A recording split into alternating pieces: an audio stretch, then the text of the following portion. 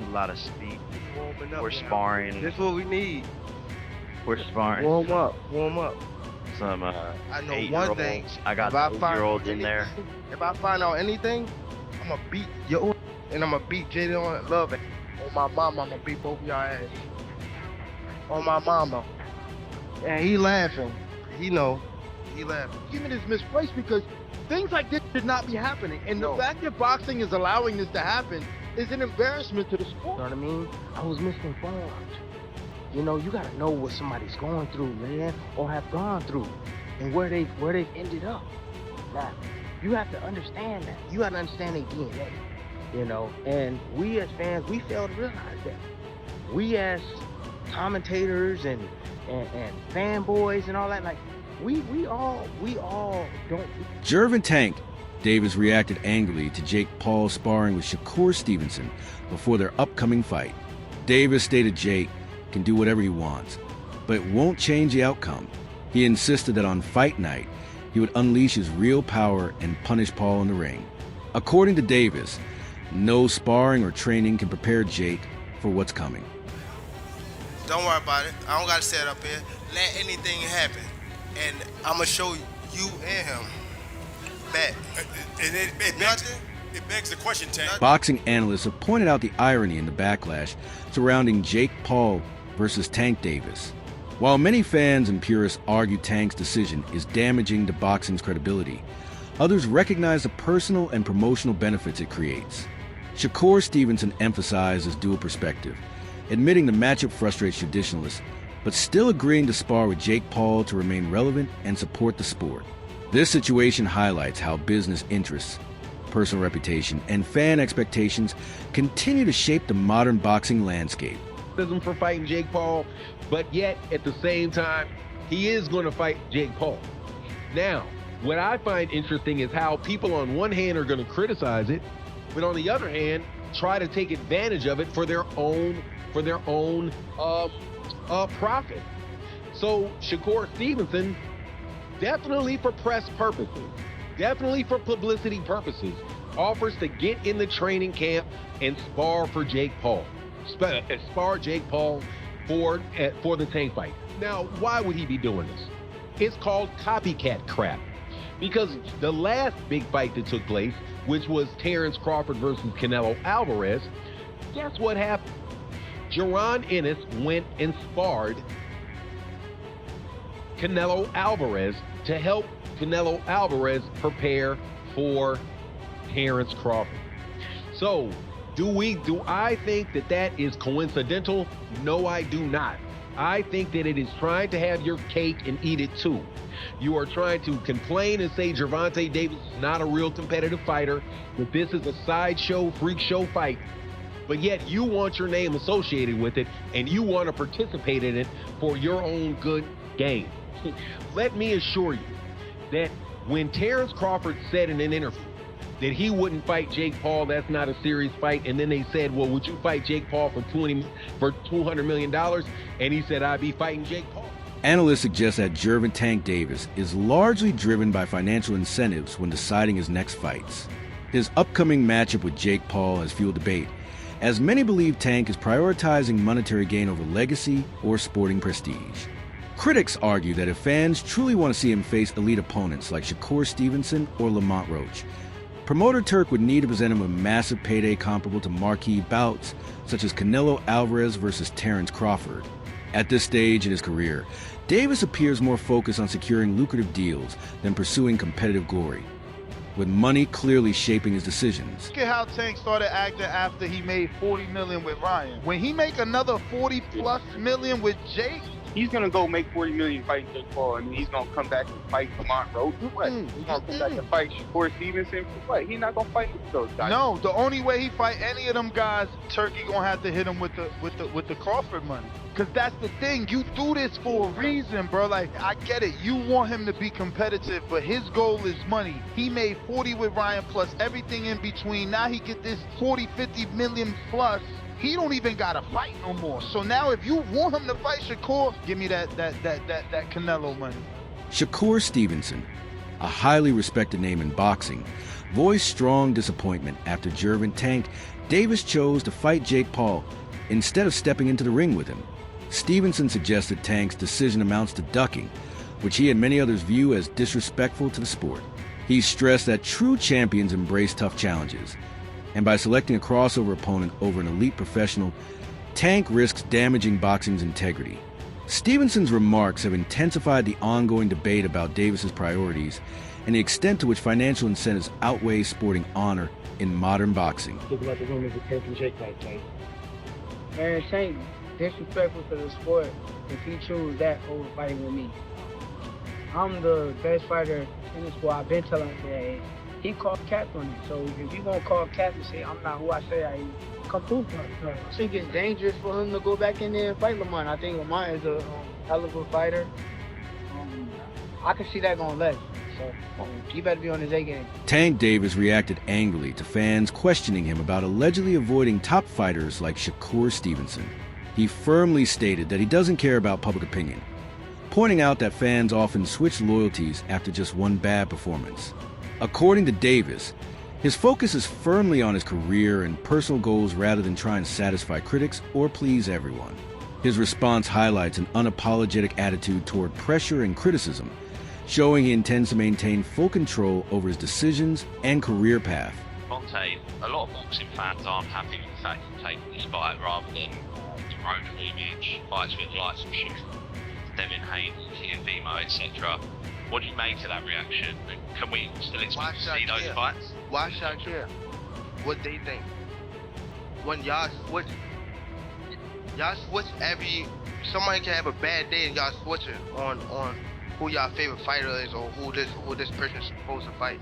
Like y'all need to sit back and be fans and just enjoy the sport. Like y'all even talk about people's personal lives. Like why when it come to that? Michael J. White joined the ongoing debate, asserting that Jake Paul, regardless of his hyper performances, can never be seen as a legitimate boxing champion. He highlighted the clear difference between exhibition or crossover bouts and true championship contests governed by major boxing organizations. White's remarks echo the broader views of many professional fighters and boxing enthusiasts, who regard Paul's fights as more entertainment than sport.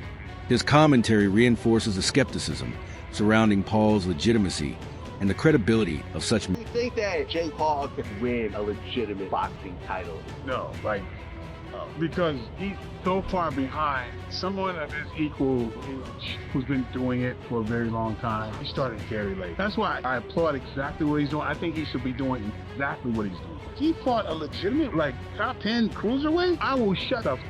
If he's able to fight an actual contender of the top 10, that would be astonishing if he can get to that point. If he beat anybody in the top 10, that would be, to me, the greatest thing he's ever accomplished. Yeah, because historically he's fought old men. I think he's done it the right way, because there's a possibility where 50-year-old Anderson Silva might be able to beat him. Who thought he was going to beat Tyson? I really thought, Tyson's just going to go to the body and just punish his body, because I thought that's what would win him, but he did not do. Thinking makes for a good matchup. He's made for great spectacle. Daniel Cormier, former champion and respected analyst, criticized the Jake Paul versus Tank Davis matchup, calling it dull and lacking excitement. He argued that Tank is not fighting out of financial need, and that this bout falls short of competitive standard expected at this stage of his career. By labeling it a boring contest, Cormier questioned the purpose and appeal of the fight, suggesting it is designed more to spark curiosity and generate social media buzz than to elevate boxing's competitive integrity. Thought it was 190. Dean, that's bad. Because you know what that tells me? That tells me that even he recognizes that he's too big for him. Yes. He recognizes that he's too big for him. I'm wondering how this even came about. It can't be that Gervonta Davis needs money. That can't be the reason why he's world champion so recently. How could he be broke? That's what I'm saying. Is he doing this for money? And then why and how is even Jake Paul doing this when no one respects it? I can't think of anybody that respects it. But Jake Paul has been able to carve out and make his own lane in boxing, and I've never seen anything like it, bro. He literally, We don't know what weight class he fights in any situation. We just don't know. He kind of makes his own rules. He makes his own rules. And it seems like people are playing by those rules. I remember a couple weeks ago, WBC and Jose Suleiman was very upset that he wasn't able to put the belt on the winner at Canelo versus Crawford. That's the thing that's happened since the beginning of time. Those guys are very powerful in boxing. But with Zuffa boxing, it was almost like that power was getting stripped away. They were very disappointed. But how can you take those sanctioning organizations seriously when they are sanctioning this? That's my point. That's my point. That's why I think that this whole thing that we have, this boxing and this MMA argument, Zuffa getting into boxing, our argument is misplaced because things like this should not be happening. And the fact that boxing is allowing this to happen is an embarrassment to the sport. Yeah, I don't understand why. I've talked about this before. Like, I didn't know why they were fighting because, I mean, Gervonta Davis' last fight was at 136 pounds. Commentator Show Eyes the Adult noted that despite the unusual nature of the fight, public curiosity will almost certainly guarantee huge viewership. Tank's recent remarks about possibly walking away from boxing have fueled speculation among fans about whether the matchup will actually happen. Meanwhile, his ongoing social media clashes with Shakur Stevenson on platforms like X have heightened the drama, with both exchanging sharp words, questioning each other's skills. This tension adds another layer of unpredictability, merging entertainment with genuine competitive anticipation in the sport. Do we think the fight is when you and Jake Paul? Yeah. Or are we going to watch? Yeah. Do we like it? See? And let me tell you why it's maybe, why it's not no, why it's not yes. It's maybe because many of us, we just don't believe it. Just don't believe the fight is real. We know it's an exhibition, but we just don't believe that you two are going to try to take each other's heads off. Other than that, it's kind of interesting. You have a 5'5" lightweight versus a heavyweight Jake Paul, who's really not a boxer with an amateur background and all that shit, but he's been knocking people out. It's kind of interesting if we knew y'all were trying to knock each other's head off. And we don't know that because Mike Tyson did knock out Roy Jones, Floyd Mayweather, Rock Logan Paul, they kept standing. That shit, you get tired of that shit, right? We need confidence.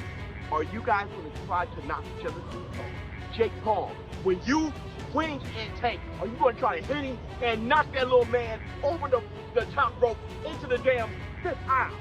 Are you going to try to hit him and make his ass evaporate? Or Tank, are you going to show the world that Jake Paul should not be in the square circle with a real performance? Are you going to try to knock his ass out, sleep him, drop him like you did Ryan Garcia, stop him the way you did Mario Barrios, knock him out like you did Leon Santa Cruz?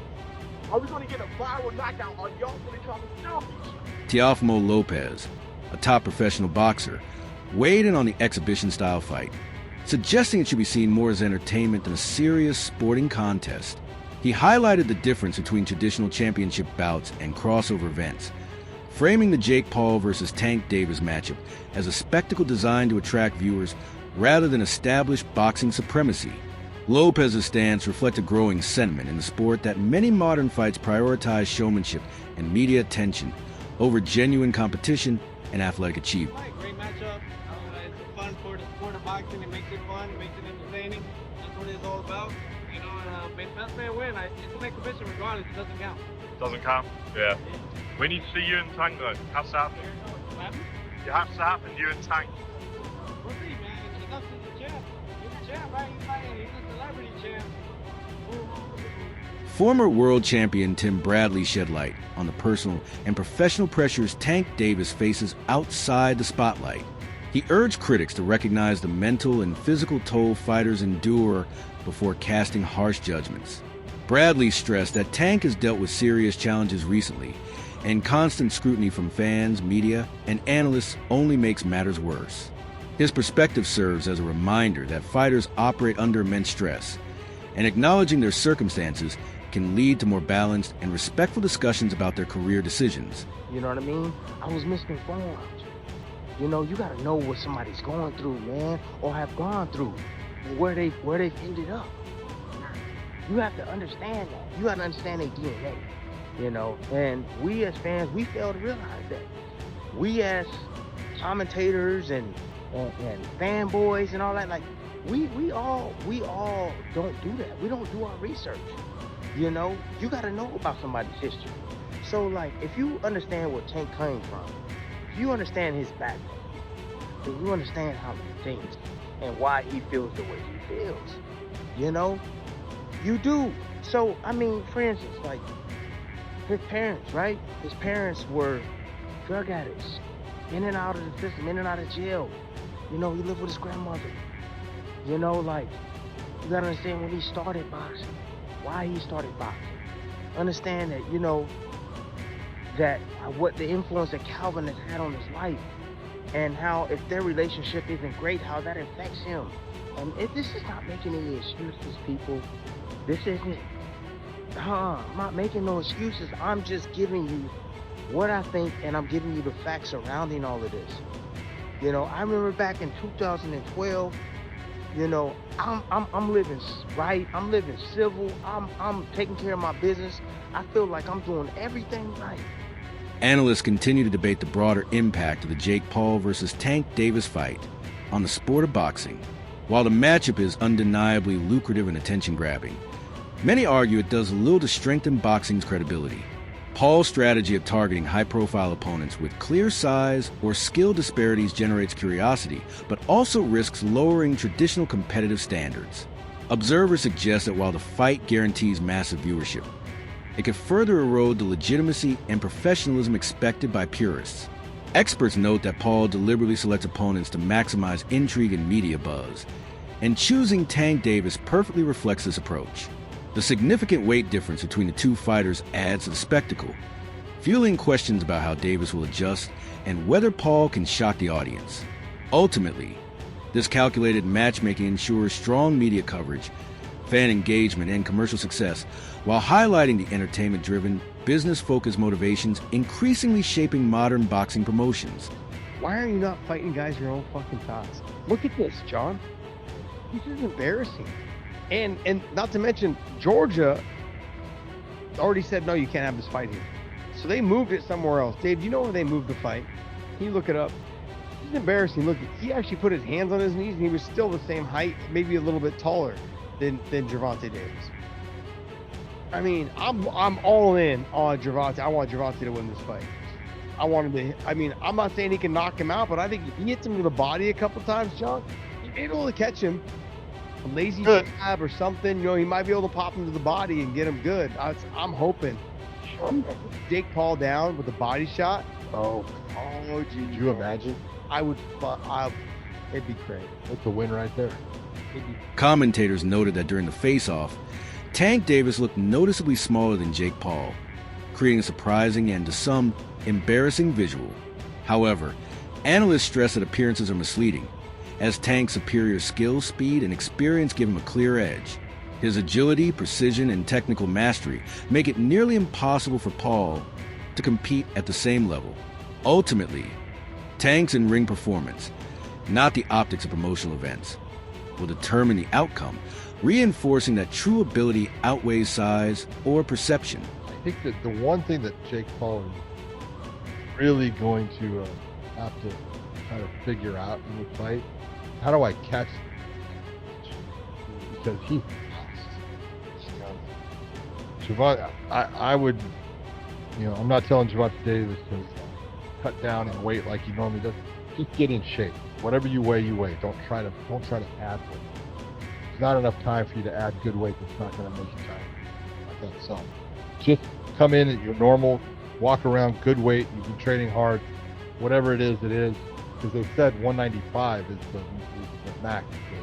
That's all for today's video. Stay tuned next time.